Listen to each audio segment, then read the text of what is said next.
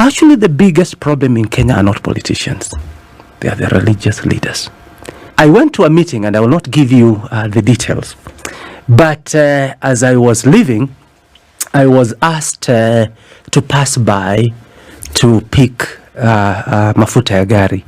I told the gentleman, I work for the cathedral. They provide me with a car and a driver. He is actually here waiting for me. No, lazima upitie pale. Usain, nikamwambia no. If I do that, actually, I will never then question that same government. It was actually the former government. And I looked very stubborn. And I know people find me stubborn. But it's because, why should I receive money? But you know what? These brown envelopes, people receive them at individual levels. One of my clergy at All Saints went for a funeral somewhere in Kirinyaga. Welcome, ladies and gentlemen. REV.Wainaina of All Saint Cathedral is coming back again with a bombshell. Akikuja kufichua mazito ambayo hao maklaji huwa wanafanya behind the scene. Now REV.Wainaina is coming out to allege that during the regime of Uhuru Muigai Kenyatta, these people tried to bribe him not to come out and speak the truth. They were in a certain occasion, and this occasion, after it was finalized, he was told, apitie mahali fulani ya sign, aweke pesa kwa bahasha. In other words, they came out describing it like, nataka kuwekea mchungaji mafuta. Na hii mafuta ambayo inaekea hao wachungaji ni kwamba wasiongelele kitu chochote against the government of the day. In other words, in simple terms, REV.Wainaina is coming out to say that forget politicians. Kenya's religious leaders are the country's biggest problem. Leave alone politician. Wachana wanasiasa. Shida tunayo kubwa sahi ni ama clergy. Animal leaders wa makanisa hao ndio wako na shida kubwa. Na kwa sababu unataka uelewe vile REV.Wainaina wakati alikuwa Spice FM leo, just about 2 hours ago, anakuja kufichua mazito ambayo inaendelea na hao viongozi wa makanisa. Na kwa sababu niliwatch hiyo video, nikasema ni vizuri to have a recap, because last Sunday REV.Wainaina trended across the Republic of Kenya. In Facebook, in Twitter, in YouTube, it was REV.Wainaina, because of the statement that he came out releasing during his sermon. And this now today, after he came out last Sunday criticizing the government, now he's coming out to hit the religious leaders. Watch the video.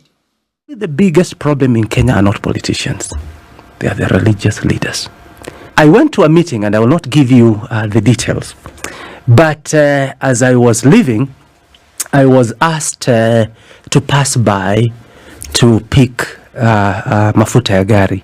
I told the gentleman, I work for the cathedral. They provide me with a car and a driver.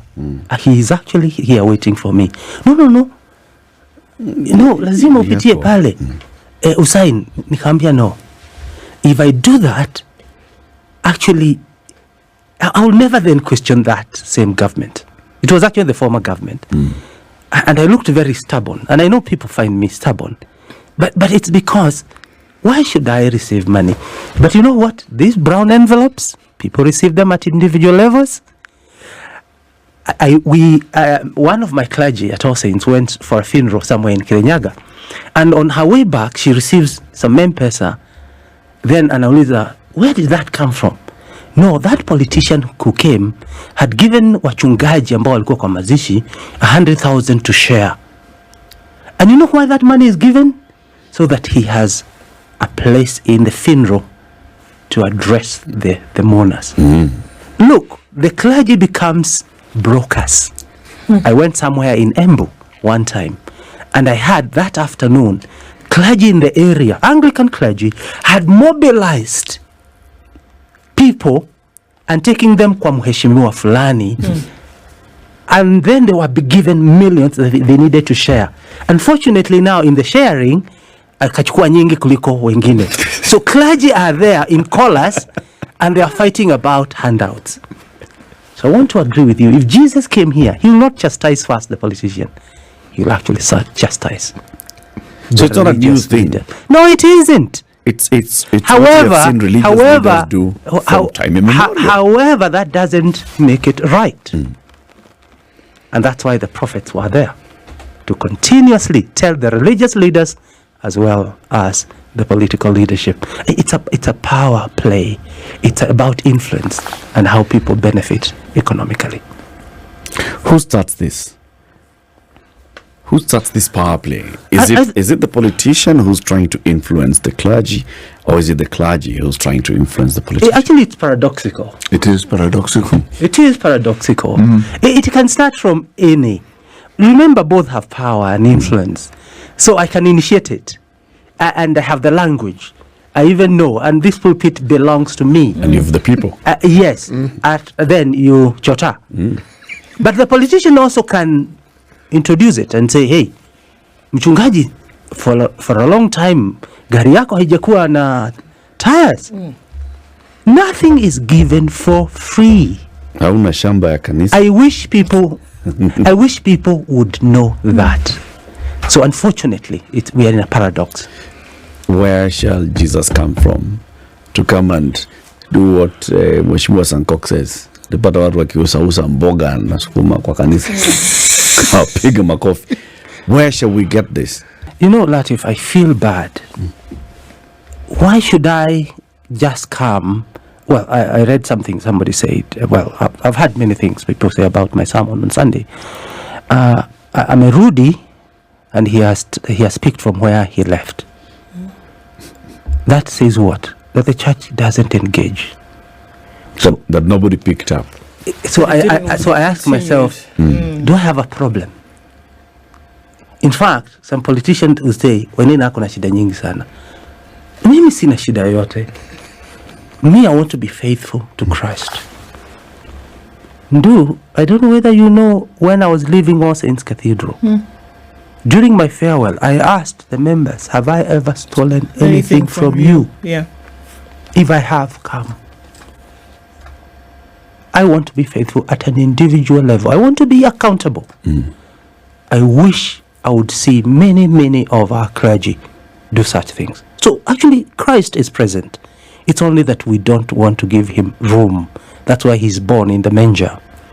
Now, to argue further, when you see now senior bishops and clergy getting appointment in political spaces, while it is good and people go there in the name of God, if you don't perform well, what is the view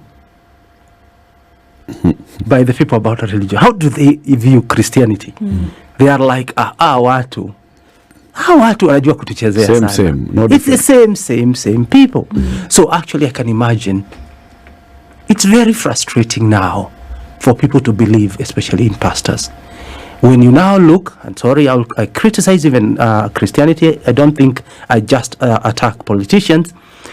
When you see now some of our evangelical churches that take advantage of our people, impoverish them, and do funny things in the name of Christ, you ask, if I was the president, would I allow such a thing? No. Closing churches is part of the regulation by the government. But you know what? Back to the paradox. They're the beneficiaries of the same confusion. Look at what happened in Mombasa with Shakahola and all the others. So where is that matter now? Silent. It's still somewhere going on. No. Digging up. Sorry. Tell me in 10 years whether anything will have happened. Now, I think the judgment is you to come out and give your judgment. It is you to come out and give your judgment. We have come out many a times to blame our politicians. But tena, tuko na shida na viongozi wa makanisa. Kwa sababu wamejua wakisema Ruto tosha, bahasha itajaa. Kwa sababu William Ruto, mainly He did his all campaign, bigger percentage of his campaignings ilikuwa kwa makanisa na kuwapea mapesa. Na hivi vile wanapewa pesa ilikuwa kwamba kuhakikisha William Ruto ama supporters wote wa makanisa zao waende wapigie William Ruto. And that was the mission of these individuals. There is a church in Roysambu, if those who can understand. Kuna kanisa ilikuwa Roysambu. Iko na screen kubwa mbele ya madhabahu. Walikuwa na display picha kubwa ya William Ruto. You know, ati wanaombea ni kama wanakampenia William Ruto. Is a church in Roysambu. You know? And because kanisa imepotea, hata watu wengi tukiongea sahi hawaendi makanisa. Why? Because of this kind of typical lies that you are having from these religious leaders. You know? So, hata ukiconvince mwingine ati niende kanisa, hata kubali, atasema wacha tu nikae nyumbani kwa sababu naenda political rally. Si kanisa tena, is a political rally kwa sababu every now and then wanakaribishwa na wanakuja wanafanya michango yao na masiasa na wakitusiana hapa pale madhabahuni. So the reality and the impact of William Ruto coming out to have his campaigns in church, not only this but also Rev.Wainaina is coming out that this is something that he experienced during the regime of Uhuru Muigai Kenyatta. You could not come out to castigate, or rather ungekuja kusema kitu yoyote against the government. Ukijaribu wanakutafuta. Na tukiongea saa hii wanamtafuta na nasikia wanamwambia anyamaze, ako na shida gani? But Rev.Wainaina is saying he has nothing against this government. The reality is that he's saying the truth. Ukweli ndio yeye anasema. Na kama hiyo ukweli ni mbaya na atazidi kusema. You know? So I think we need Rev.Wainaina back to Kenya because we are being told he was promoted. He's not mainly serving in the country, you know. But if truly the politicians lost public legitimacy, so the only audience available is from religion platforms. And to put it right, the current administration used this platform to get them elected. And still, they are planning to use this platform to be re-elected again 2027. Ama pastor wote wanakula pesa ya State House. Bigger percentage of them. See what, but bigger percentage of them. Let me say 85% of them. Wakisikia tu Ruto anakuja area, unajua tuko na bahasha ya brown. Bahasha ya brown iko around. Na wanafinyiwa hii pesa. Hata ukiangalia vile Rev.Wainaina anasema. Ati alienda mkutano mwingine ilikuwa Nyeri ama wapi? Kuna group ya reverends wa ACK. Wanaanza kuvurutana huko kwa sababu walipewa 1 million, mwenye alipewa amekula mingi kuliko wengine. So wanaanza kuvurutana. Wenye wamevaa kola ya white ni reverends. Wanaanza kuvurutana na pesa ya Ruto. Surely, this is the country we are going to have because now we don't have church. We are having politicians who are bishops and reverends. As election will come, they will start displaying the pictures of William Ruto in churches. And that is why a bigger percentage, I am having my friends also who are saying that they cannot go to church because nowadays, you will go there, then they will tell you how William Ruto is going to work. Though William Ruto has come out many times saying that he has an agenda. Now, the church is doing it better than even William Ruto. They're coming out to illustrate how William Ruto is going to change Kenya. Which Kenya? Ladies and gentlemen, what do you think? Drop your opinion at the comment section below. Otherwise, thank you so much because of great support. Please consider subscribing, liking, commenting, and sharing this video.